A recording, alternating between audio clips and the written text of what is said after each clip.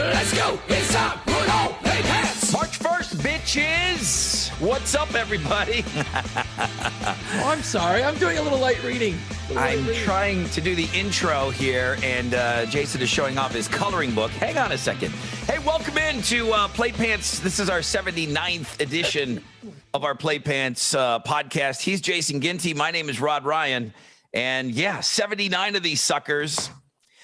We are going to talk Pink Floyd. I don't know that we've ever discussed Pink Floyd on this show, but it's the 50th anniversary of Pink Floyd's iconic Dark Side of the Moon album, where you see a bunch of kids running around with their T-shirt on, and I don't think they know anything about the band or any songs by them, but it is a pretty damn cool, iconic logo. So we'll talk a little Pink Floyd. I do want to go back and thank you, everybody, because this not only is it podcast, but it's also on our YouTube channel. And I want to go through some of the YouTube comments. We had a lot of people commenting. Apparently, a lot of you guys watch HBO. So that was a pretty good list, like the top HBO series of all time. So I do want to recognize a few folks that took the time to write some stuff and some notes to us on our YouTube page. And that is at Play Pants Pod. And then you said you had some silly nonsense thing that, you know, if it's silly and nonsense, it's usually coming from your side of the room. It's coming from me. I just wanted to point out that during Mardi Gras a couple weeks ago, Rod showed up, and you know what? I thought it was great. He showed up with gifts, and I thought the gifts were wonderful. You and your family, you're so hospitable to me, my family, and my friends, and you know, we were able to party with you guys up there at Mardi Gras, and it's really special. So I came in with some gifts. It was cool, man. And then, you know, if you can't watch the YouTube version, Rod got me a Color Me Good Harry, the unofficial Harry Styles coloring book. And I didn't get crayons yet. I gotta go dig around, see if my son's got some old crayons laying around. But you know what? I've heard from different people that like coloring is like a therapy. It's mindless and you just kind of drift off while you color. So I think I might have to get into this. Adult coloring kind of came back about 10 years ago. And people started to really, really get into it. And I think it was kind of therapeutic. I have been living in the South now longer than I lived up north. That was a weird realization for me. Same, yeah. One of the things that comes along with, you know, being down south longer than I've been up north is it sounds funny when somebody says crayons. Oh, it's what is it? Crayons? It is crayons. Really? It is crayons. And that's something that you and I grew up and didn't even think twice about it. But as soon as you said it, it's like when people are down south and they hear us say pop, they're like, hey, boy, where are you from? I get called out because I say crayons still. I don't take the time to say crayons. And what are you, fancy? Crayons. Crayons. Yeah, you're just getting cut to the chase. They're not crayons, but that's what we called them growing up. Now they say I'm funny where you're from, where you're living now. Our friend Jessica would call them crowns. What? Oh yeah, Jessica calls them to this day. She calls what you call crayons, but I'm trying to say crayons. She calls them crowns. Wow. Yes, dude. A weird pronunciation, or is it? That's just what everyone called them in Chalmette. Crowns. Get your crowns. When you put those type of shoes on your feet and you're gonna go for a run, sneakers. Isn't it different? Tennis shoes, right? I've heard that. I've heard a lot of different things with that. I've always gone with sneakers, and I've heard people go, "What?" And I'm like, "What do you mean, what?" That's what they're called, sneakers. Yeah, I mean, it's not as polarizing. Right. I think when people hear sneakers, they're like, okay, they know exactly what you're talking about. Soda pop, soda. I mean, that there is nothing more polarizing than me saying pop. And then I used an example the other day. Let me ask you this. So wasting away in Margaritaville, how did Jimmy Buffett blow out his flip-flop? Think about it. He stepped on a pop top. Okay. Right. So now wait a minute. Does that mean that's the type of top it is, or did it come from a bottle of soda pop? What do you consider a pop top? Well, because like that. I don't remember when that song was written, but if I'm thinking about it, it's a pretty freaking old song from like the late 70s, I believe, or early 80s. Yeah.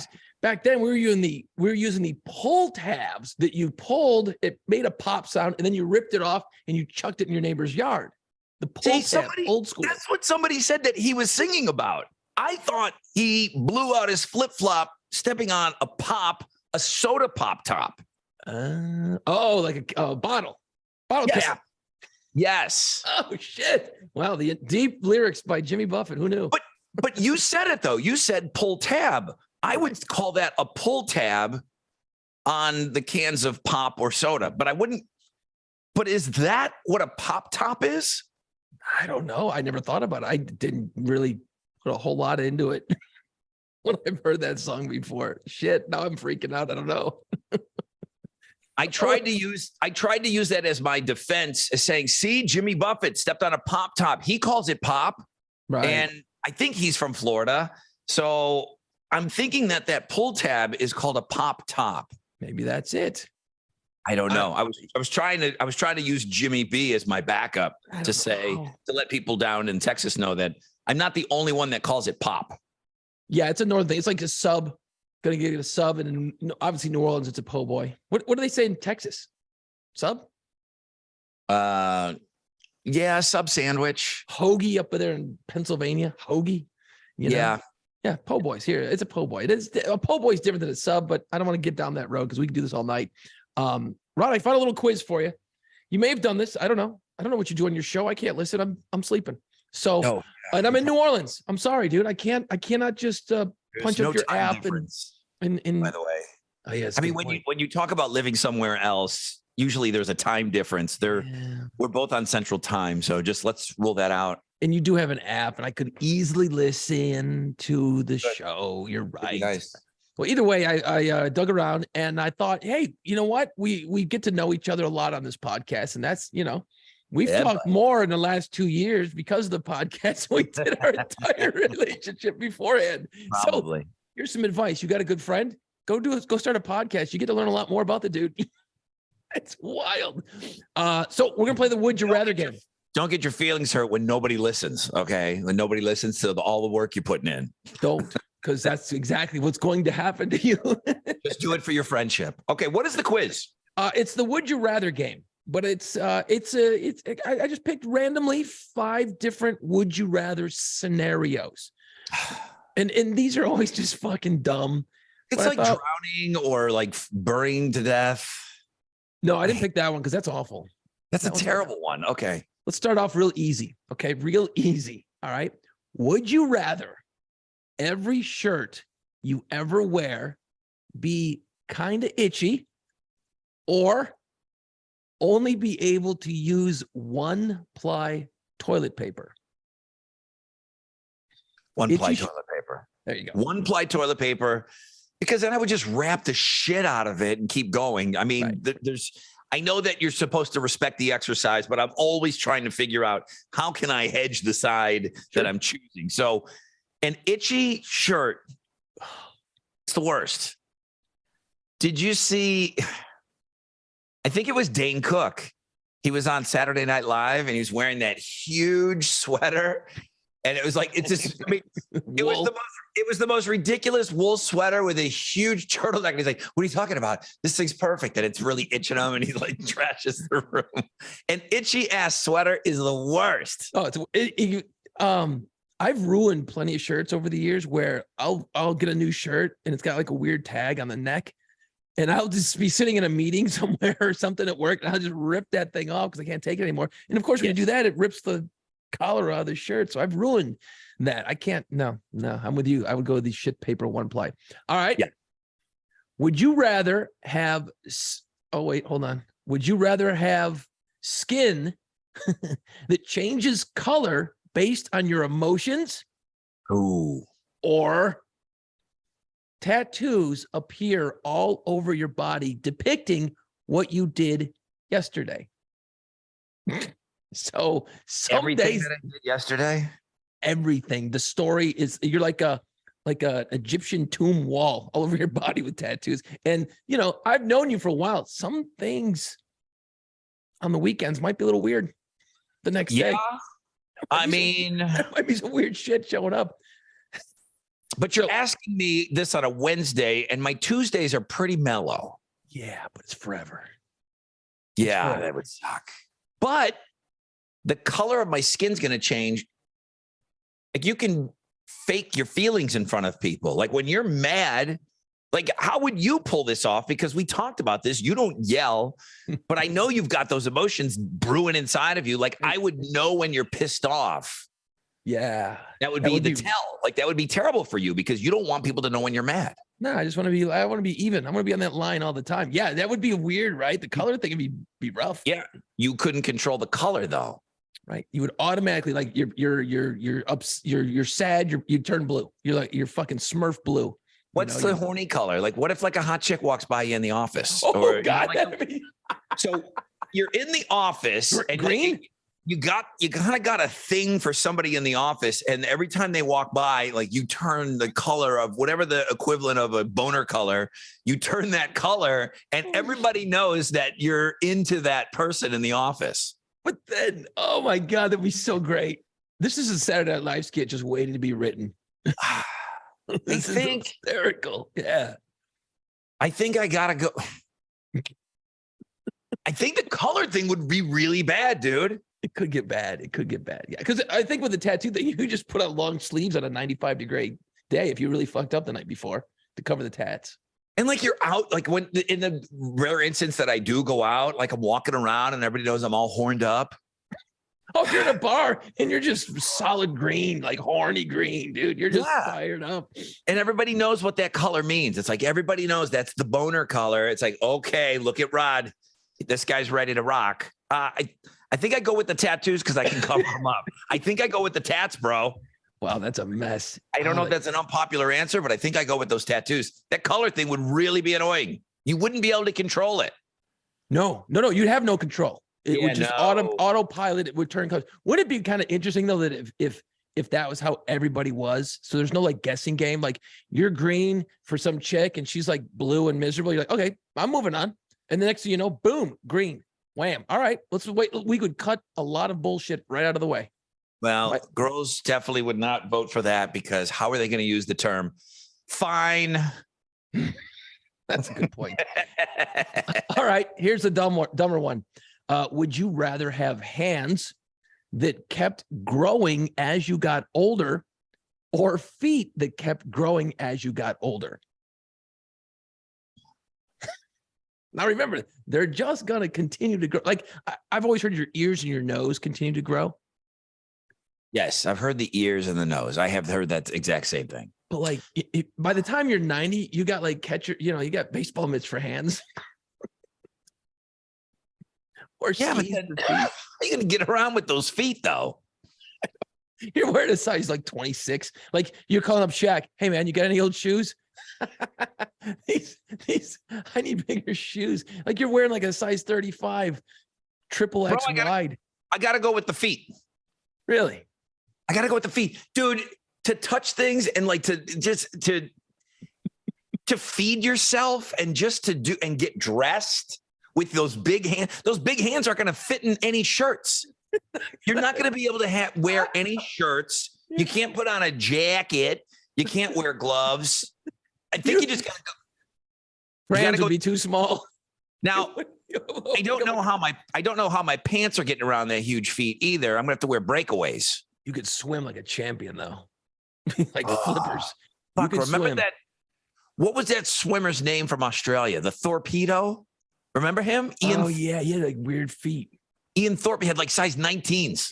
Yeah, and he could just kick through the water. Yeah, like he had fucking built-in fins. I got to go with the big feet. I'm telling you, your hands, you know, when you're sitting at a table, your feet are under the table and you seemingly look like a normal guy at the restaurant. And then obviously when you get up, you're clown shooting the rest of the way through the restaurant. Yeah, but still, I think the hands would be way worse. You can hide your feet better. Well, the thing about that is, like, think about it. The bigger your hands get, it's going to make your wiener look smaller every time you go take a leak, man. Oh, my God. Like, having little hands is cool. Yes, exactly, dude. But you know what? You could clap like a motherfucker. We got Jason, one guy here tonight, but he's got huge hands, so he claps really loud. do me a favor right now. Yeah. Could we share with the audience? Jason can clap with one hand. I can. It's impressive. Jason can fucking clap with one hand. I can. I don't remember the last time this was discussed. I don't remember the last time I saw it, but you just said something about clapping like a son of a bitch, and then I thought of it. Get right in that mic. Hold on. You got to see this. Please tell me everyone is watching this on YouTube. Please. Sounds like I'm tugging. I can't really hear it, though. We need one of those ASMR. Yeah. I don't have the skills like I used to. Yeah, one hand. I can clap. Yeah, long fingers or some shit, I guess. Like he can fold his whole hand in half where his fingers are flush against the palm of his hand. It's like he's got a weird rubber hand. I got to be honest.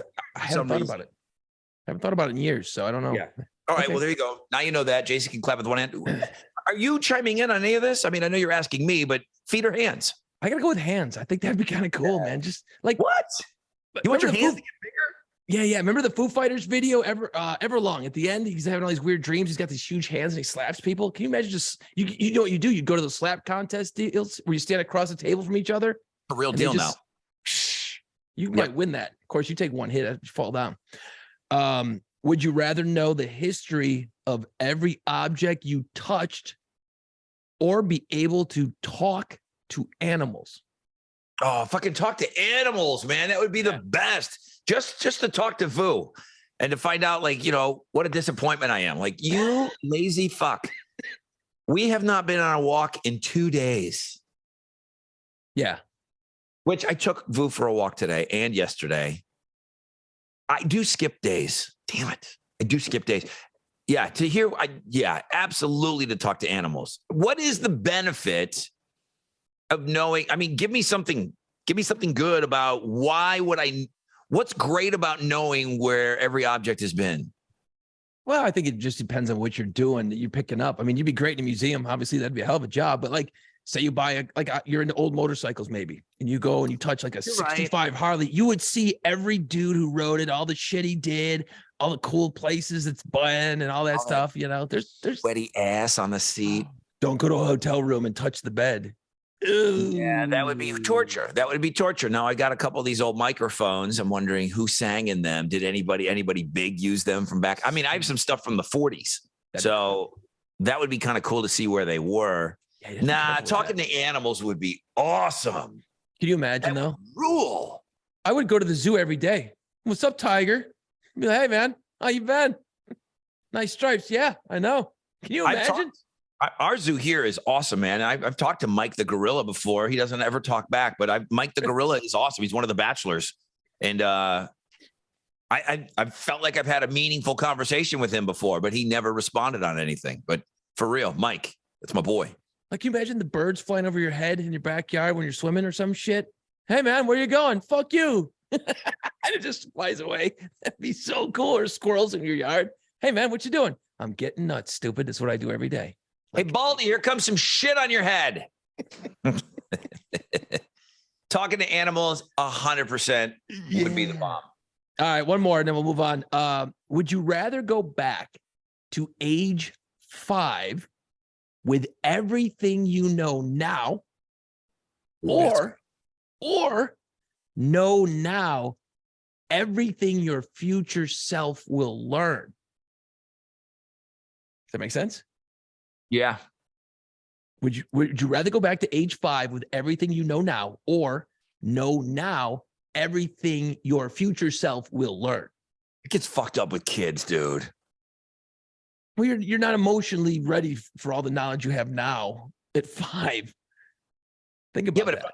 Wait. Do I just become 5 and the world stays the same? Am I going to be the same age as London? In your scenario that you're giving me, do I back up and do I actually reverse time and go back to when I was 5 and everything goes back to that year? Or do I just go back? Because that's where it gets fucked up. Right. If London and I are 5 years old together, that'll freak me out. Well, no. Yeah, let's just say you go back in time, but you have all this knowledge. Like, you know about vaginas then at 5. Well, I'm assuming. And then you know about like all kinds of crazy shit at 5. You know what I know about? I know about fucking Microsoft, and I know about Apple, and I know about Google, and I know about Amazon, and I know about it all. I'm not going to say anything. I'm going to let them do the inventing. I'm not even going to invent it. I'm not going to do any of it. You plunk down $10. I'm just going to wait until Amazon. I'm going to wait till all those things hit, and then boom. Now, I also know who won the Super Bowl. I know, Biff. I'm not going to tell anybody. I'm going to be betting on the Super Bowl. You could live off of just betting. Oh, just for like 4 days is all you need. You could live off of just the bets that you would make in sports. I would go back to when I was 5. Knowing everything that I know now, I would redo all of it. I had a pretty good, the upbringing. When people say, oh, God, I would never go back to that time period. Like, all of it was good for me. Yeah. All of it was really, really good. I know that it's like, I'm not bragging about it, but I'm very fortunate that even in awkward years, it's still like looking back. I know like when you look back on your young self now, you're like, wow, man, I should have never been taking it so serious. I mean, there were heartbreaks and there were breakups and girlfriends and things like that. And I remember being very miserable, for times in my life. But to go back and redo that and then know what you know now, fuck, you would just skate through all of it. What would that change your trajectory? Because would you work so hard to go down the path you've chosen to be in radio and do all the things you've done? Would you? Jason, I would not be in fucking radio, dude. I would be a millionaire. Okay, I would be on an island. I would have my own. It's ridiculous. I mean, I would own half the French Quarter. The world. I'd be the first guy that settled here. That right when the Heights came back in Houston. Like I know everything. I would know everything. Yeah, but see, here's where it gets fucked up: is you would have never went to some shit ass community college, and then where does it leave this podcast? I have concerns. Well, I have concerns about your thought a few process. bucks, but just a few you won't bucks. Fucking know me. I know everything that I know right now. I'll come find you in Lockport, New York, dude. Weird. Yeah, we'd have to meet some other way. I know everything that I know now. Okay, I know that there's some. I'm 5, so there's some little 3-year-old shitting his pants in Lockport. I'll come visit. I don't know. But the same thing could be said for knowing everything your future self will know now, because there's going to be the next Amazon, the next Tesla, the next everything. And it sucks to right where you are today. All that information comes rushing to you. Then you know who wins the next 20 Super Bowls. You know who wins the next 20 World Series. So the same thing could be true. Yet then you still have all that experience, all that maturity, all those memories. Yeah, it's a do-over. I'd be a fucking rock star. I would. You know what I would do? I would probably steal. I mean, if I'm going back, I probably would learn guitar, and I probably would put out "Sweet Child of Mine" as my song. I probably, you know what I mean? Like I would put out a couple of tunes. I might come up with a little ditty called "Smells Like Teen Spirit." Yeah. I would just totally rob songs that I know of, and then boom, I would put those out. Dude, you got to go back. Yeah, you kind of do. You're right. All right. You got to go back. Fucking crazy exercise though, right? Yeah, it's pretty awesome. It's crazy. Totally crazy. Yeah. Anyway, so there you go. That's would you rather? I think we learned a lot things, or maybe nothing. So last week, I want to say the reason I came up with the HBO thing was because I'm watching The Last of Us. Was there another thing about HBO? Was there an anniversary of a show? You know what? I saw like one of those hens in Sex and the City was having a birthday. And that's what got me thinking of, okay, that was a huge HBO show. But it also tied into that I said that I'm watching The Last of Us. And one of the comments on YouTube from the podcast last week was, come on, Rod, you can't tell us you're watching The Last of Us and not talk about it at all. So no spoilers or anything. I think it's good. I'm completely caught up, and it's not moving. It's not pacing as fast as I would like. I'm not a zombie guy. I know they're not zombies. They're infected, Jason. But it's got a zombie apocalyptic feel to it. Did you ever get into The Walking Dead or any of that? No, I never did that. And I haven't started watching The Last of Us yet either. So don't blow it. It's good. That Pascal guy is everywhere. And the girl that's in it, the young girl that's in it is really, really good. They're both really good. They were both in Game of Thrones. Right. And it's just not great. I don't know why people are talking about it so much, unless you guys are just starving for a new show, or if I feel like people didn't like the direction of The Walking Dead. You used to love it. And then, people would say that about Dexter. Like they loved a couple of episodes or a couple seasons of Dexter, and then it got shitty and then it came back okay. Most people that I talk to about the zombie shit is it was really, really good before, and then it kind of became the same thing. So maybe this is giving you a new, fresh spin on it. I just think it's really good. I don't think it's great. So Immortal Warrior was asking about that. But what we did talk about last week were our favorite HBO series. Now, I'm going to go through a couple of these, and I'm going to see if I figure out like what we missed. Franco, who we both worked with, Francis DeRosa. Love you, Francis. He backs up with what a lot of people on the internet say. He said The Wire is the best thing that HBO has ever put out. Are we missing out on this big time? Probably. I mean, I'm sure I should go back, but I think I got to wait till I get fired and then I get time to do it, because I'm not going to sit down. That's got a lot of seasons. That's a lot of TV in it. There's a lot of people in it when you go and you look. Now, I bought it for my mom, knowing that how great it was, and I bought it because my mom had all the time in the world to watch that stuff. And she watched a season and she said, let me know when you want me to send it back. She goes, it's too dark. Not talking about the black characters. Oh, talking about wow. It's dark. Okay. Like it's heavy. Right. But Francis says best detective show in the history of all of TV. Wow. There's a lot of people. That's a very popular opinion. And you and I both did not watch it, so we didn't have The Wire on there. Franco puts The Pacific in at number 2. See, I watched a few episodes of that and I kind of lost interest and never went back to it. And I know you said you like it. Yeah. I watched the whole thing. It's really good. You know who's in it? Rami Malek. Before you knew who he was. Yeah, I did. I do remember that guy. So he was a weird, odd dude in that. If you don't know who Rami Malek is, he played Freddie Mercury in the Queen movie and won an Academy Award for it. Now everybody kind of knows who he is, but he was in it and he was early in his career. That was before, because I know he had like a Mr. Robot show and he had some other things. So Francis, always love his opinion. The Wire, The Pacific in it 2, True Detective season 1. Oh, that was fucking great. Yeah. That's True Detective McConaughey and Woody Harrelson. So those two Texans, I don't know how that got away from me, because there was a Vince Vaughn one too. That one wasn't bad either though. But the first one was so great. So freaking great. Yeah. And is that about a 6-8 episode thing? Like you can kind of get in fairly easy. Oh, it's just the one season. I mean, there's 2 different there's multiple. But how many seasons. episode? I think it's like maybe 8 or 9. Yeah, okay, it's a lot. It's great. True Detective is awesome. Francis has Sopranos at 4, and he's got Rome at 5. Dude, I talked about Rome. It's really good. It's 2 seasons. It's really good, and I cannot believe. And he said best TNA of any HBO series. And he said, yes, you do need to see Silicon Valley. Okay. Let me see. Here we go. This is Big Daddy B. Dawson. Top 5 HBO series. 5, The Pacific. Damn it. It's good.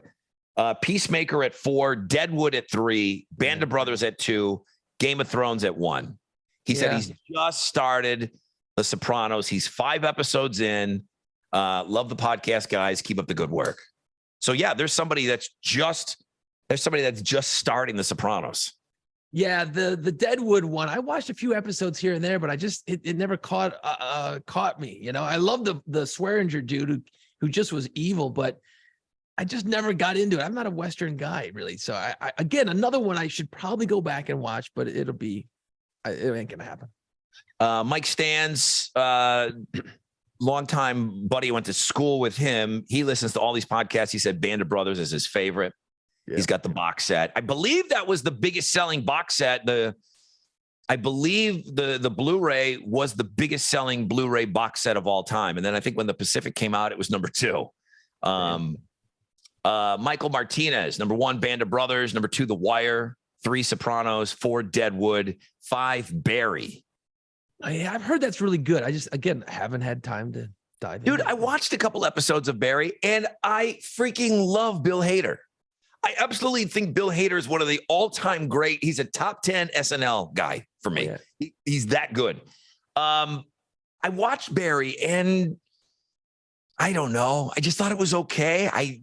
You know how when you watch something half-ass, you want it to fail because you don't really want to watch it? Right. I think that's kind of what I did. I'm like, all right, I like this guy. I'm going to watch it. And I don't know. I just couldn't get into it. That's a tough one. Yeah. It's all about time. Huh. What did you think that we missed? Did you think that we missed something from HBO? You know what?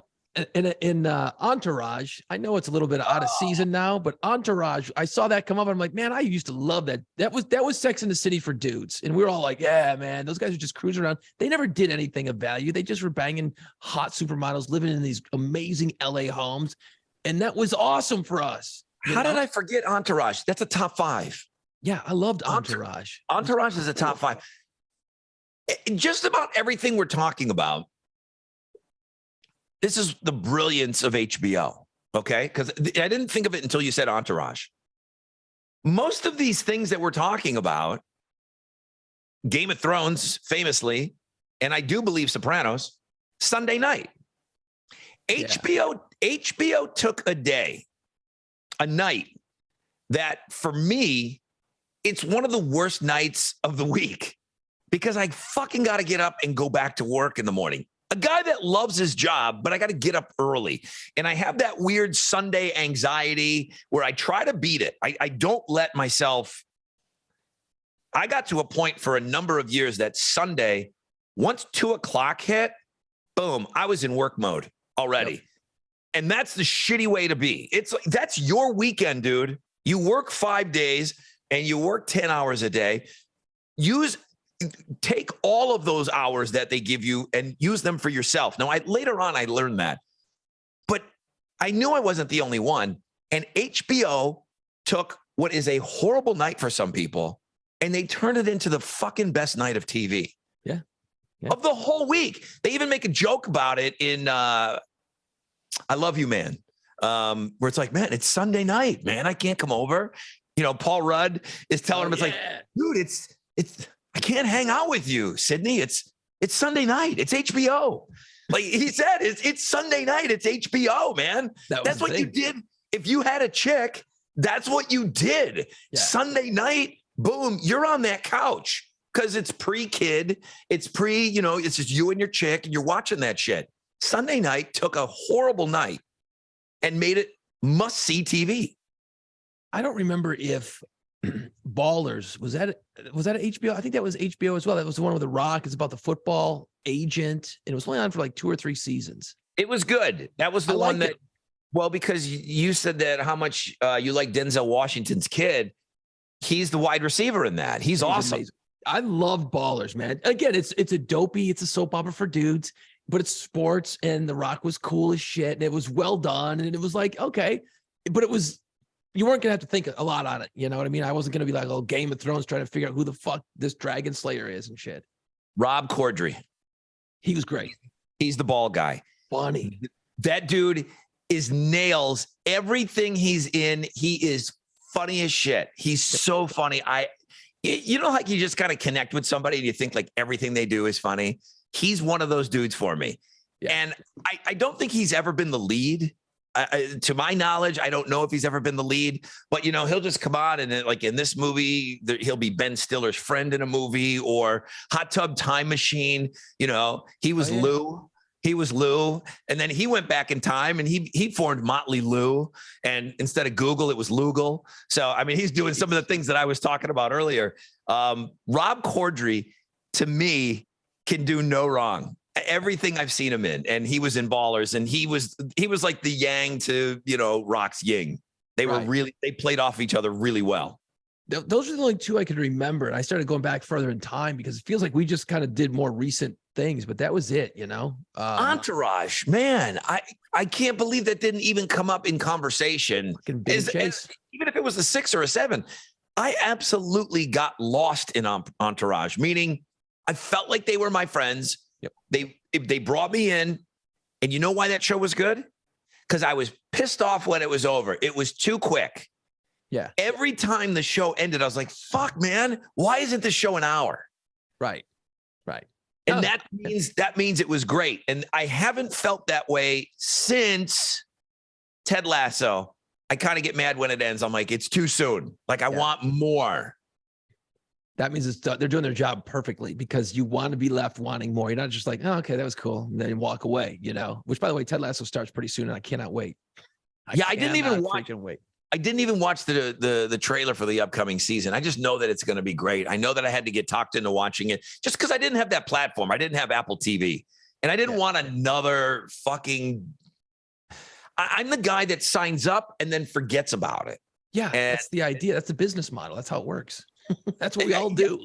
I'm exactly that guy. I got 30 days of free Showtime 2 years ago so that I could watch Your Honor. Are you watching that? You know what? Holy shit. I just watched the first episode last night. And damn, is it good. Wow. I cannot wait for the rest. I mean, I watched the first episode literally last night. My wife's like, hey, let's watch something. Because we kind of finished up a couple other dumb series. And she's like, well, you're not working tonight. Let's start another series. I'm like, all right. So she's like, let's get something that's light. I'm like, well, what about Your Honor? It's all about New Orleans. It'll be fun to watch New Orleans shit again, Yeah. It's not very light. It's pretty heavy. No, dude, it's not light. She's like, what the fuck, dude? I'm like, I didn't know. 10 episodes in season 1. It's Bryan Cranston, who is just, he's going to go down as one of the greatest television actors of all time. Oh, yeah. He really is. This, because Showtime, it's TV. I think I'm up to date now, so I think I just watched episode 17. So there's 7. There might only be 3 more left in season 2. Right. They show a ton of New Orleans. It's really good. I'm going to stop shy of calling it great. It's not Breaking Bad. Breaking Bad was amazing. But yeah, I'm surprised that you're just getting on board with it right now. Number one, because it's so New Orleans centric, and they film all over the place. Oh yeah. And I was even walking around. I can't remember when I was in. It certainly wasn't just this past Mardi Gras, but walking around New Orleans, whenever, maybe the time before we came in, must have been before Thanksgiving or so. And they had the Rib Room. Is it the Rib Room? Yeah, it's in the Omni Hotel. Yeah, the Rib Room's there. That was all blocked off and everything. And I think that's where they were filming. Now I know the scene that they were filming because I recognize the Rib Room. Right. But there's always filming going on in New Orleans. So there's always a security guard. There's always a security guard that's like snacking on a ho-ho. And I'm like, hey, can you tell me what they're filming? She's like, I'm not really supposed to. I'm like, well, will you? She said, yeah, the show, Your Honor. I mean, she rolled over that quick. I don't know why they're not supposed to tell you what they're filming, but she said that was her orders. And then it just took one more level of questioning before she told me. I said, and then I said, have you seen Bryan Cranston? She said, no, I haven't. And I said, okay, I'll leave you alone at that. But it was cool. They were filming that day. Yeah. Who knows what they could have been doing B-roll or whatever. I don't know how any of that works. They were filming last summer. They were filming the Interview with a Vampire TV show. And if you're a fan of the original Interview with a Vampire, the series is pretty damn good. It's pretty cool. But they were filming a lot of New Orleans stuff, and they had like Jackson Square in front of the cathedral. They brought in all these old carts from the like late 1800s, early 1900s, and they had it all lit up. And it's like walking back in time. They had a fog rolling through. And then I watched the series. I'm like, damn, that's cool as shit. When they take and film something in your city, and they actually do shit to a street. Like the one street, they threw a bunch of mud down to make it look like horses and carriages in the old days in the mid 1800s. I'm like, whoa, that is badass when you see them do that stuff. The coolest thing that you notice right away when what you're talking about the lighting. Oh, And the backlighting of trees, it's an art form. It's unbelievable. You're looking like, let's just say, you know, what you were looking at, you're looking at St. Louis Cathedral, which is the big church in the French Quarter. They will light that thing and you will look at it like you've never seen it before. Like, holy shit, why does it looks like a painting? You know, when you look at it, it's a beautiful church. But when you see it lit up, there was there was like a silly Dracula 2000, some silly movie that was being filmed in New Orleans. And I don't know if you were with me, but we were on Esplanade and there was just some house they were using and they happened to be filming on the corner. And the way that the house was lit up, it was so cool. You just knew it was a movie set. right. And immediately what was just a normal looking property looked extraordinary because of the lighting. Yeah, I mean, it's one of the cool things that there is so much filming around is that you get to see different things. I actually remember the movie Runaway Jury, which, by the way, talking to one of the stars of the movie right now. I mean, you know, me, Hoffman, a lot of big Cusack, you know, dude, all the bigs in that movie. You were in the same movie as John Cusack. Wow, 1 degree of separation, same movie. Anyway, Hackman. Wow, Gene Hackman, dude, you. Oh, man, that's some pedigree right there. Your IMDb's got to be sick. The Runaway Jury, when it was being filmed here in New Orleans, they spent a lot of time in a courtroom. So I knew a guy who was like a gaffer or whatever and building the set. So the courtroom scenes that you saw in that movie were all not a real courtroom. It wasn't inside a real courtroom. They built a courtroom inside a warehouse. So then they got the windows and they light from the outside to make it look like daytime. And I'm sitting there going, cool. That's awesome. And it looks like it's daytime in a courtroom with the way the light's coming through. But I go to the guy, I go, wouldn't it have been easier to just go to a courtroom? He goes, they're kind of in use during the day. I went, plus, you know, it's easier once you've got the light because the sun moves. So you shoot a scene, you can't get it right. Well, the sun is going to move throughout that scene. I'm You like, got to control the lighting. You got to control the lighting. And so the things you can learn about the movie business is ridiculous. So this when you watch a movie, man, there's so much shit going into it. That's without the CGI crap, you know? Right. Yeah. The lighting is the first thing that I had noticed. Even a silly television show when the kids were there from Real World New Orleans. Yep. And you would just, you would go down St. Charles Avenue and there was one, and it was so bright because it was TV lights inside every room of the house. The house was glowing. Yeah. Because it was lit up outside too. And it was just absolutely glowing because it was just so incomparably bright in every room. And you're just driving down St. Charles and you're just like, okay, even if you didn't know MTV was there or the kids were there for Real World, and this is going back over 20 years now. Yeah. You just knew something was going on in that house, like making porn or something was happening. It was just so lit up. You knew something was cool was happening. Well, when they were filming Interview with a Vampire, the movie back in the late 90s here, mid 90s, I guess. I don't remember exactly when, but like Brad Pitt and Tom Cruise are walking around, they're staying here. And there's all kinds of stories of, you know, Brad Pitt being in the grocery store and Tom Cruise being, you know, riding his bike around and all this other shit. So yeah, when people are filming movies in your town, it is kind of cool. And New Orleans has had a lot of that shit the last few years. It seems like there's a lot more. In fact, we talked about it last night. A lot more New Orleans filming and TV shows, New Orleans centric shows on lately. Correct. But they also film in New Orleans just because they cut them so many great deals. Correct. You know, they wanted it to be the Hollywood of the South. So there's stuff that's filmed in New Orleans that isn't necessarily, they don't want you to know it's in New Orleans. Correct. I mean, that crappy Green Lantern was filmed in and around Louisiana, and it wasn't, you know, it wasn't based there. Sylvester Stallone doesn't really talk much about where they are in the Expendables, but when you see them coming out of the garage in their choppers and stuff, you're like, oh shit, that's New Orleans. And yeah, you maybe catch a little glimpse of the Superdome or something. And for some reason, he doesn't go out of his way in those, and I do watch those silly movies, but he doesn't go out of his way to say that he's in New Orleans. It's just, that's just the backdrop, you know, yeah. And he got a deal from the state to film there. Yeah, that's what it was all about. We lost that funding, unfortunately, but we're still doing a lot of filming here. So anyway. Where are you at you did classic rock for a long time. I know you're the big, cock of the walk over here, PD of an alternative radio station. So that's true. You're young and alternative and rock and roll and out of control. But you did classic rock for a long time.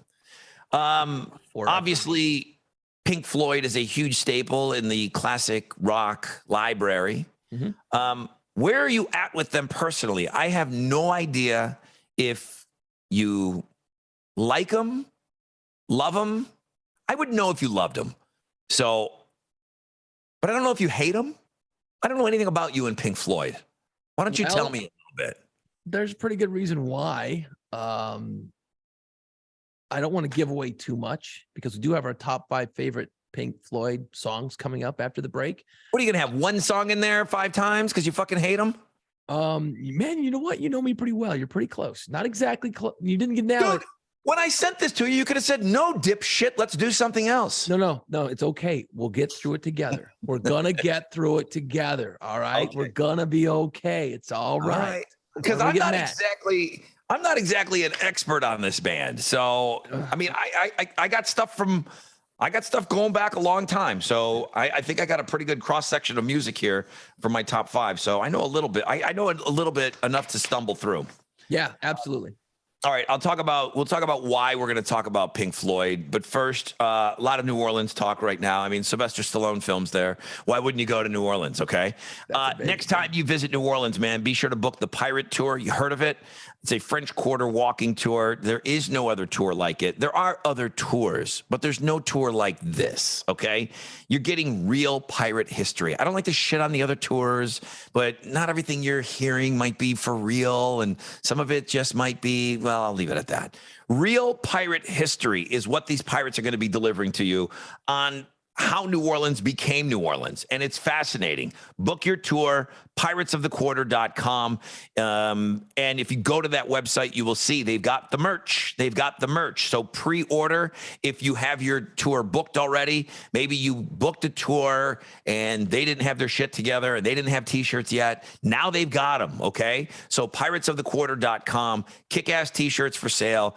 Makes an awesome gift. Everything is at piratesofthequarter.com, at Pirates of the Quarter, all the socials. And I guess they're afraid of China because they're staying off of TikTok for right now, but they're on the Instagram and they're on the Facebook. You can't trust that TikTok stuff. I don't know if it's really working for anybody. I don't know if it's really working for anybody. You know what I mean? It might be working, but I'm not so sure. I don't know if it's going to be around. You're right. So Wednesday, that would be March 1st, the 50th anniversary of Pink Floyd's iconic 1973 album, The Dark Side of the Moon, came out. It's one of the biggest selling albums of all time. That's the record that holds the title of being on the most number of weeks on Billboard's 200. And we did look it up on Apple Music right now. It's number 11, which is stupid. It's not being featured in a movie or something right now. It's not. There's no like come around. I mean, it might be in something, but nothing to my knowledge is boosting some sort of hey, young kids are going to check this out right now for this reason. I don't think it's being used in a TikTok, to my knowledge, or anything like that. It's just sitting there at number 11 on Apple Music. Insane. It's the album insane. That just won't go away. You know, yeah. Not the best album of all time, but maybe if you're a Pink Floyd fan, it is. But Pink Floyd fans don't even say this is their favorite Pink Floyd album. Right. So it's just the weirdest thing ever.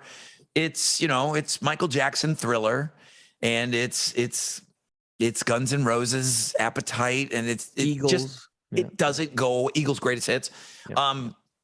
Where are you at? You didn't want to tell me before that commercial. Now we're back from the commercial break. Where are you at with Pink Floyd? I said yes when you said this over. I'm like, yeah, we should do the Pink Floyd because we've never talked about Pink Floyd ever. I don't think, because it never comes up in any of our lists. It's never even been said on 78 episodes of the podcast. Silly not to acknowledge such a huge band. Well, I think it's because we might not really be big fans. I know personally I'm not. I don't have one Pink Floyd album in my collection. I think I don't have one song on my iTunes or whatever you call it these days, my playlist. I've played Pink Floyd to death on the radio for many years, and it is undeniably popular. I tried. When I got into the classic rock world years ago, I went and sat down and I just listened to everything. I'm like, okay, I didn't grow up with a lot of this music, but it's my job as a programmer to understand it and get it, right? And I sat down and I went through A to Z, man. I got into everything, AC/DC, Black Sabbath, all that shit, all the way, Leonard Skinner, Allman Brothers, and I right through the alphabet, Zebra, and liked most of it. But Pink Floyd, I was just like, God damn, when's it over? When's it over? Every song, I'm just, please just end. And I don't know. And look, before you start going, oh, you don't know what you're talking about. I get it. Pink Floyd, genius, amazing albums. You can't deny their success. Absolutely. It's just not for me, which is weird because Pink Floyd influenced a ton of bands, progressive rock, that I like. But somehow there's something about Pink Floyd. I just cannot connect the dots, man. I don't know if it's the whole talking in the end of the songs, if you don't eat your meat, you don't get no pudding. Well, fuck you. I'm eating all the pudding, and you can't talk over the ends of that shit. Like, alternative radio, if there was some shit like that, we would have faded that stuff out and went on to the next song. Can't do that. It's sacred ground, man, because it's classic rock, man, and it's fading out. And then fucking money comes on. Go fuck yourself with your cash register, man. I don't care. I hate that song. People don't want you talking over the cash register? No, you don't talk over the end of Pink. And then one, I don't even know what song it is, where the chick's on the phone. Oh, he hung up. You got to wait till it's fading out. And then you hear it go, oh, I guess he hung up. And it's like 50 seconds of just fuck all, nothing but wind. And you're like, just go. But man, you jump on that chick going, I guess you hang up. You're going to get destroyed. And it's like, this is just awful shit. Maybe I don't like them at all. The Beatles, now these are going to be kind of rough numbers. Everything has changed with streaming and everything else. They weight things now to try to make it equal. You're always trying to see, okay, where basically what everybody tries to compare themselves to is the Beatles. Okay. The Beatles didn't have any streaming numbers. They had album sales. They had, single sales. They had radio airplay. They had all of that stuff. That was everybody had the same way of measurement back in the day. Now you've got to move things around. But I think they have done a pretty decent job, like how many streams equals this, that type of thing. So as far as claimed sales, 600 million albums, Beatles still number one. Elvis Presley, 500 million. Michael Jackson, 4. Elton John, Queen, 300. Madonna, 300 million. Wow. Zeppelin, 300 million. This one kind of threw me for a loop. Rihanna, 250 million. Jesus. Pink Floyd, 250 million. Wow. Those are your biggest 9 artists of all time. Rihanna? Weird. 250 million? What's going on? Well, what's going on here? She got some money. I know that. She got some money. In at number 10 would be Eminem at 220, Mariah Carey at 220, Taylor Swift 200. Then you're going to get into your Beyonce's, Whitney Houston, Eagles 200 million, AC/DC, Stones, Celine Dion, Eagles 200 million. Wow. So you're talking about Pink Floyd above it. Everybody, basically. Yeah, I mean, there's only 7 people in front of them. And the Beatles and Elvis are 2 of them. And Michael Jackson is another one. So that's how huge they are. Whether you like them or not, there's no doubt the world loves Pink Floyd. Yeah, and I get all that. And I just never could connect. And believe me, I tried. You know what? There was always, going to college, you had those moments where you'd be into the Doors, or you'd be into the Grateful Dead, or you'd had those where you're chomping mushrooms and you got your black light on and your posters, and you're like, fuck yeah, dude, let's sync this up to the Wizard of Oz and get baked, man. I never had that moment in my life. I never had anyone around me that gave a shit about Pink Floyd. Nobody said, dude, you got to put on Dark Side and put on the Wizard of Oz to blow your mind, man, and then eat this. I never had that in my life. So I think that's part of it too. My influences, no one said, listen to Pink Floyd, dude. Yeah. I think if you and I had these, like these stoner years, because I didn't really have that either. I mean, I did a little sampling in college just because I was in college, but sure. I had a buddy in high school that was into it. My sister had Dark Side of the Moon. So older sister is going to come into play again with Sue. And she was a little bit more into it. I think she was a little bit more into weed too than I was. She's going to love me talking about that. Hey, Get Sue. over it. Oh yeah. Sue was a pothead in high school. You a pothead fucker?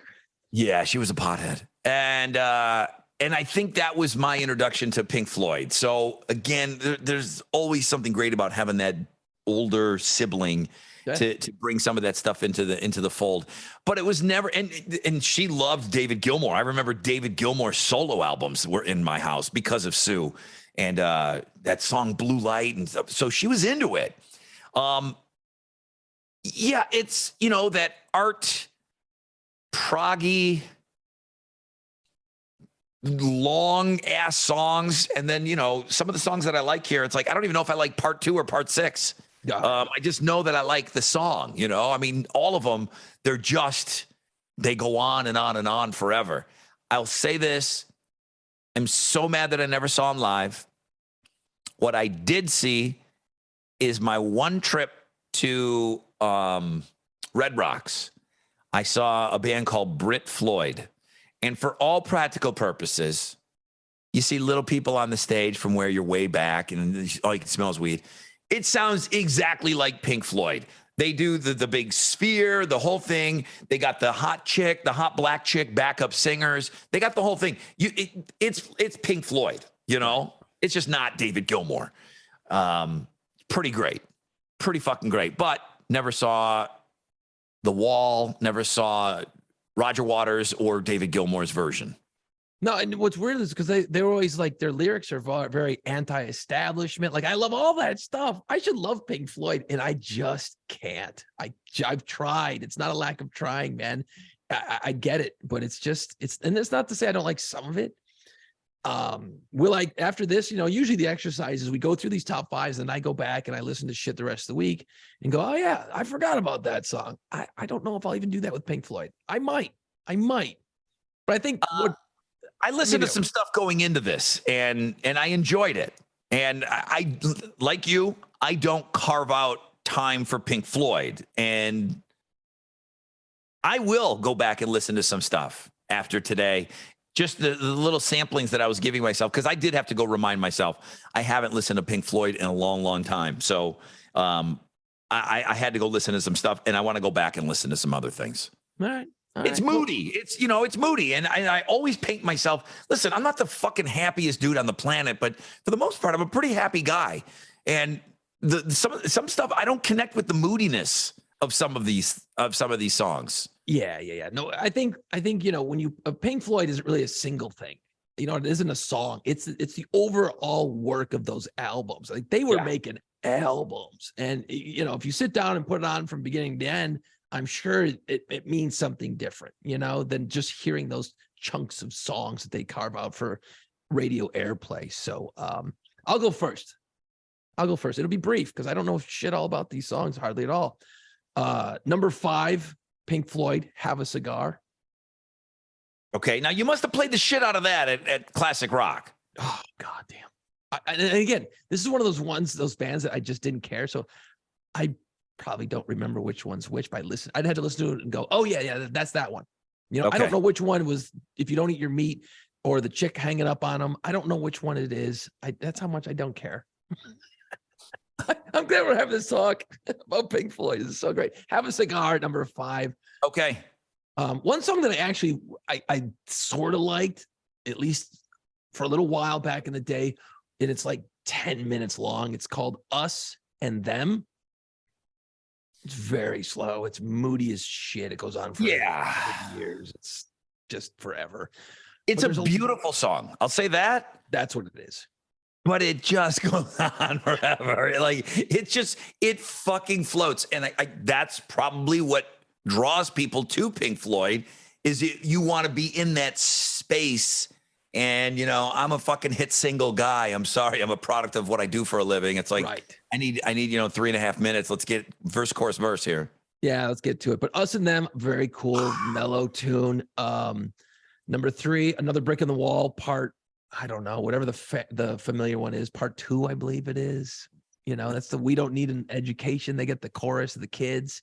Yes. The whole thing, that story is kind of cool because they actually were recording the song and the guys in the band are like, all right, think we're good here.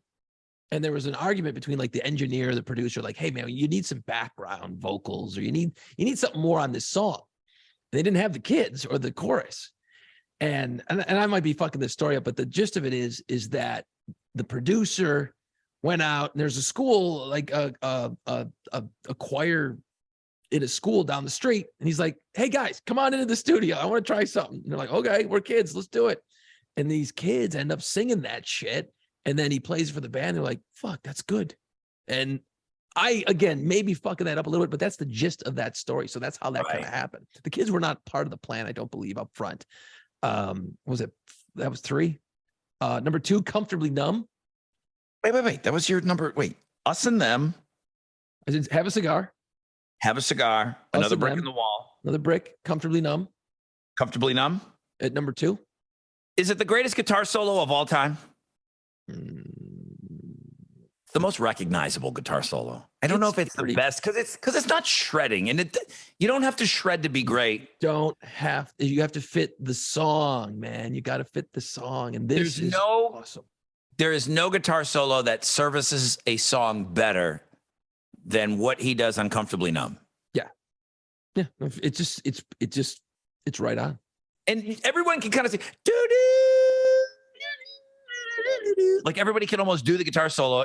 You can't play it, but you know it. Like it's almost like another verse of the song, right. the solo. So some people have said that's the greatest guitar solo ever. I'm not going to argue. It's a great one. That's a tough argument to have because, is it great? Absolutely. Does it fit the song? Totally. Greatest ever? I don't know. I guess maybe. I wouldn't know. Technically, it's, from a technical standpoint, I don't think you could ever call that the greatest. But what are you coming at it? Like you said, no guitar solo services a song better than that solo. Yeah, services cool. the end product. And then the one Pink Floyd I actually really like, number 1, Wish You Were Here. It's just a great song. Cool fucking song. It's obviously a single. I love that song. That one is one I can actually, if I hear it, I'm like, oh, all right, I'll listen to this one. But the rest of them, it's no big deal. No black lights in my house. Yeah, that's it. Top 5, Pink Floyd. I had a little bit of Pink Floyd. My sister started out with Dark Side of the Moon. And then, like I said, in her stoner days, she went all the way back. So now we got some Syd Barrett happening in our house. That stuff's wild. And it doesn't sound like the same band at all. But I got to go in at number 5. I got to go See Emily Play. Dude, that's 1967, okay? There's See Emily Play and Arnold Lane are those 2 songs that everybody will kind of know from that very first album when they were still trying to find themselves. And I'll say this, I believe that shit came out before. Everything changed when Sgt. Pepper came out. And this was pre-Sgt. Pepper. So they were on to something. Obviously, Sgt. Pepper blew everybody's doors off, but for what they did, they were on to something. And I don't know if the Beatles heard that, but it is an interesting listen. So See Emily Play. And so much of what you talked about is just influenced by Syd Barrett because Syd was the guy that was in the band that kind of, lost his mind. And then David Gilmour. That's how he got into the band. Number 5, See Emily Play. Number 4, From Dark Side of the Moon, Time. The clock ticking. I don't know if you played that all the time. I don't know.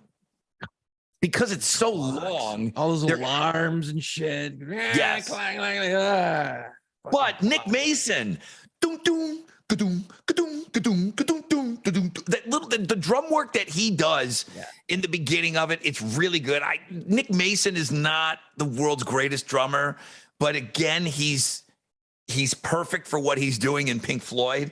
And that's the thing about Pink Floyd is they can have those moments like when that song kicks in, taking away the tongue. It's fucking heavy. It's good.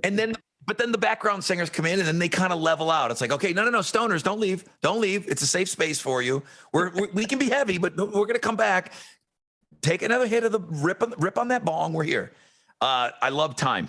Number 4. Number 3, this is going to be a weird one. And I know it's not a very popular album. It might even be their last album, The Final Cut. The song is called Not Now, John. It's the last time that they traded vocals. Okay. I kind of think Roger Waters like did that whole final cut. I think that was kind of his solo album, but they still called it Pink Floyd. But it's the last. I love the trading of the vocals. Even when you go back to Kiss and you have the two singers, I mean, my favorite Kiss songs are them going back and forth. Not Now, John. It's from 1983. And it's just the opening line is fuck all that. We got to get out of here. And it's just the first word is fuck. That's in the song. And they repeat it. And then the hot black chick backup singers sing fuck all that. It's so great. So Not Now, John, in at number 3. In at number 2, What You Said, Wish You Were Here. And number 1, Shine On You Crazy Diamond. Yeah, that's true. It's just the greatest Pink Floyd song of all time. And that Crazy Diamond, of course, was Syd Barrett. And I love how the band, I mean, Wish You Were Here. The whole thing, it's about Syd Barrett. And they never forgot their friend. And they moved on. And I even thought that David Gilmour had to be pretty delicate, man, because he's the one that came in. And it was kind of Syd Barrett's ideas and stuff for that really, really early stuff. They never forgot him. And there's all kinds of folklore. And I'm sure you told these stories on Classic Rock Radio all the years. But, Syd Barrett walked in the studio and they didn't even recognize him. And he sat down and they're like, who's this dude that walked in? And they're recording a song about him. Yeah. I don't know if that was Wish You Were Here or if it was during Shine On You Crazy Diamond.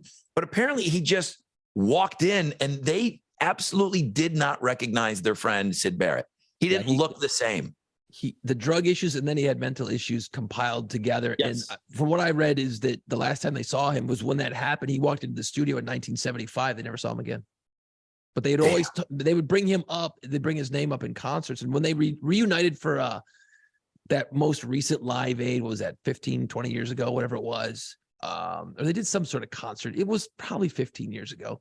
And they brought up, hey, we miss our friend Syd Barrett or something. When they played one of these songs. And then it was a year later that Syd died, because he was in seclusion and nobody knew where he was. Yeah. And that's what, and again, this is the shame of a lot of these things is like, wow, what could have been, with a guy like that who was obviously out of his fucking skull, obviously. But man, if they could have found a way to kind of get a hold of that and seen what else he could have done, that's. But then no Roger Watt. Then I'm sorry. Then no David Gilmour though. I know. I know. That's the shit of it all. And depending on and I can't even get into an argument with somebody about Pink Floyd, but who's more important? You have to have both of them. And what would they have done with Syd? Would they have even accomplished all of this with Syd? No David Gilmour. I don't know. Who knows? Yeah. There's people that will say that David Gilmour's, one of the top 5 guitar players of all time. I don't know that. I don't know that to be true, but I know that how my guitar friends revere him and they just say he's that good.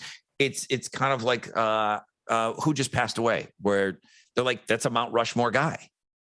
Oh shit. Yeah, I don't remember. But you know what it is about David Gilmour? Guys like us probably don't love him because he's got such a clean sound, more of a jazz sound to him. You know what I mean? The way he's not all fuzz and crunch. He's not Sabbath. He's not Van Halen. He's not Foo Fighters. He's not Kiss. He's got a much cleaner vibe to him. And in Pink Floyd, you brought that up about the studio and Sgt. Pepper's. Those guys were just insane in the studio. They would take forever to make these albums. I don't remember the story very well, but I know the one with Time. What they did is they had a bunch of clocks and they just had them all wound up like seconds apart. And it wasn't digital. It was all tape. So you had to get it right. And then they had to manipulate it with speed and all that shit. The dude that came up with that, Alan Parsons. Right. Yeah. He was a major producer for those guys. Yeah. From Alan Parsons Project. So, we were talking Jeff Beck, like that's who it was. He was never like my guitar guy, but when you're schooled in guitar and you play guitar, more than the average person. And people say that, Jeff Beck he's a Mount Rushmore guy, all time.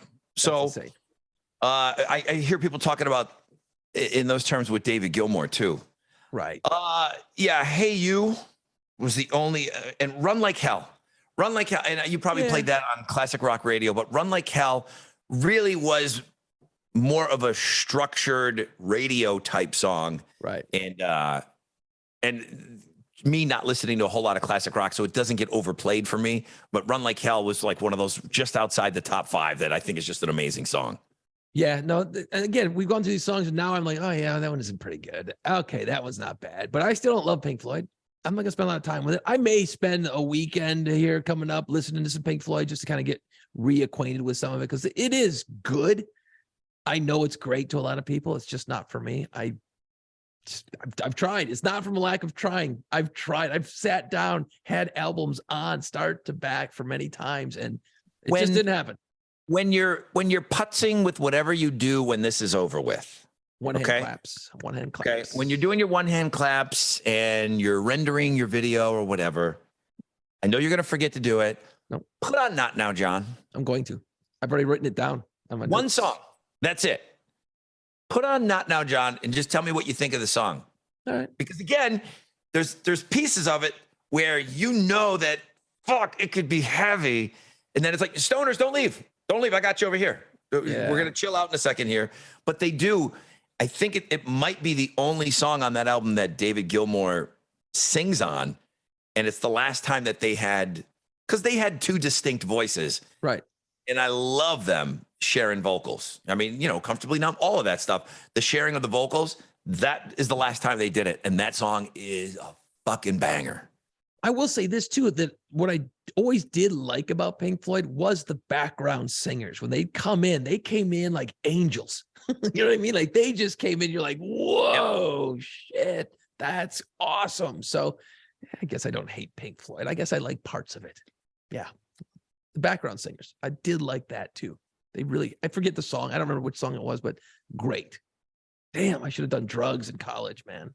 Did you grow up in the Buffalo, Western New York area hearing a story that when Pink Floyd played the Odd, which was the old where the Sabres played, that at a Pink Floyd show, some listener was tripping balls and did a swan dive out of the orange section, which was the highest section, right? That'd kill you. Do you remember that being talked about as like this rock story in Buffalo or no? Because I grew up hearing that, not knowing if there's even 1 ounce of truth to it. It's Pink Floyd. It's part of the legend. And somebody died at a Pink Floyd concert back in the day. That sounds like there's a story of that I've heard, but I don't know if that's the exact one. I've always heard about like the whole goofy Ozzy story where he used to hand out a bucket, everybody'd spit in it and he'd drink it. I always heard that, but I don't know if that was in Buffalo or that's just in general. But yeah, no, that sort of rings a bell, but I probably was too young to even understand that. So when it happened, when was Pink Floyd touring? Late 70s, early 80s? Shit, yeah. I wasn't paying attention to Pink Floyd back then or now. Well, I'll listen to see, here's the problem, Rod. The last time you said you need to go listen to a song, I ended up getting a coloring book of Harry Styles. So, dude, last time I told you to go listen to a piece of music, it changed your life. I'm telling you, I'm about as gay for Harry Styles as it gets right now, man. I love that dude. I love that freaking dude. So one of these longtime disc jockeys in Buffalo, JP, 97 Rock, the professor, he was in attendance at the quadraphonic Pink Floyd show at the Old Odd when suddenly a fan fell from the nosebleeds onto a group of fans below him. Oh, dude. That's the end of the story. There's no what happened to that person. Again, my story was a little bit more drawn out because it's Pink Floyd, swan dive, the whole thing. So interesting. I never looked that up before, but I've always grown up thinking that really happened in Buffalo. Damn, that's messed up. I mean, you got to be jacked out of your mind to do that. I mean, remember the old stadiums, the old auditoriums, those upper decks were basically ladders straight down. Those stairs were so steep. I mean, steep. So you fall over a railing, and the railings were much lower. They didn't have all the rules like we have nowadays and safety protocols and shit. Yeah, I can see it happening. Totally. Think about where, again, these are the cheapest seats now. So these are the nosebleeds. And this is how steep it was.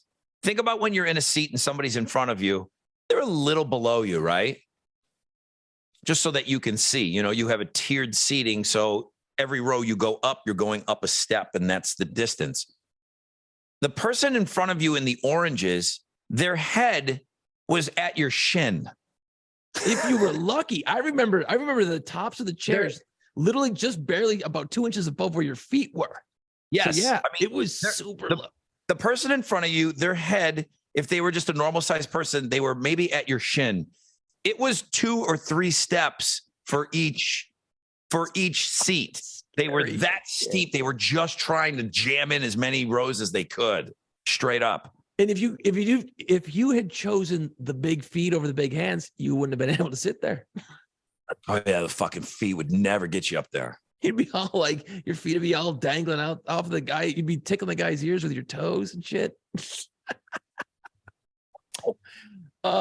Any final thoughts, Rod? I'm gonna wrap this shit up, man. I go listen to Pink Floyd tonight, man. Now, John, you're not going to be upset about that. Nothing other than I wanted to thank anybody that switched to Amazon Smile. We had talked about it several times on this show, so I just thought it would be one final time to thank anybody that switched to Amazon Smile and you chose the Rod Ryan Show Cares Foundation as your charity. Today was the day. You log on. I logged on to Amazon today, and it was no longer Amazon Smile. It was just regular Amazon. It's a great program. I'm not going to shit on Amazon. Some of you are hearing me talk about it and don't know what I'm talking about, so I'm not even going to explain it. But it was a really nice thing that Amazon did for a long, long time, and many people did contribute, and a little bit from a lot of people added up. And I don't know how many thousands of dollars we got, but if I had to guess total from Amazon, I bet you over the years, I bet you we got $25,000 for the foundation. Whew. So it's gone. That blows, dude. Damn.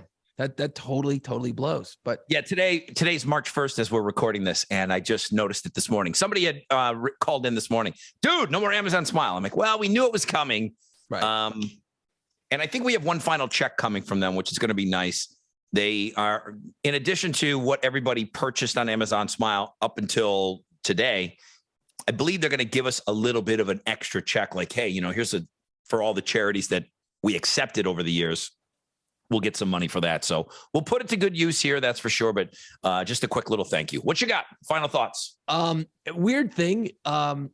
3 weeks ago. Yeah, about 3 weeks ago, I was talking to a friend, and he gave me a nice little story about marching in a Mardi Gras parade while he was on mushrooms. I went, fuck, dude, that sounds like a dumb thing to do. You don't need that in a Mardi Gras parade because Mardi Gras is a natural high.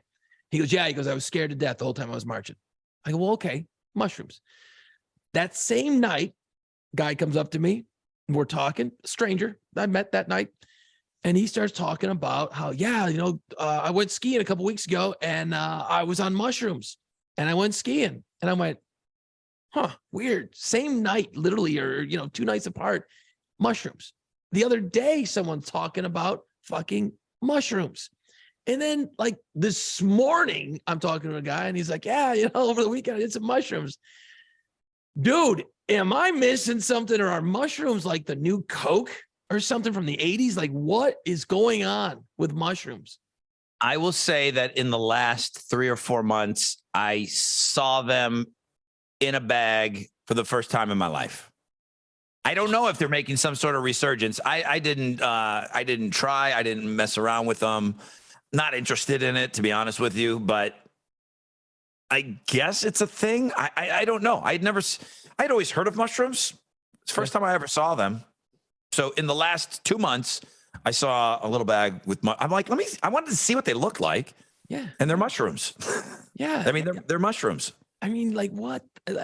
I'm like, is this something like what's going on here? But then of course I start racing through my head like, oh, I should do that because I don't drink. I don't do anything fun anymore. It's like, well, I should do something. I feel like I should shroom it maybe. And then I'm like, oh, is that where they're putting like weird shit in it and then you die?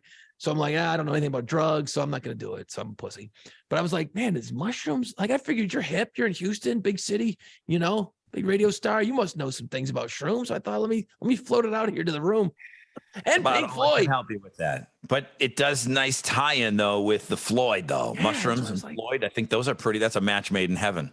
Like, like it's weird. Like it's been a couple of years since I've had any drinks or anything like that. I'm like, damn, I mean, should I do some edibles and see what's up? Or should I just keep doing what I'm doing and be okay with that? You know what I mean? Like just be all right. Yeah. I mean, like I said, I'm still like a curious guy. Yeah. I'm still curious on some of the stuff. We never talk politics on this show. I would vote it in tomorrow. Okay. I would absolutely vote it in tomorrow, legalizing weed. I know that Louisiana and Texas are going to be 49 and 50 as far as the last states to vote it in. But I just wouldn't sit around and do it. But I'm still a little curious about it. I'm much more open to it than I was in years past. Yeah, I'm fine with it. I don't care. It's just I'm open to the thought of it. I'm not like doing it. I'm open to the thought of it much more than I ever have been. Yeah.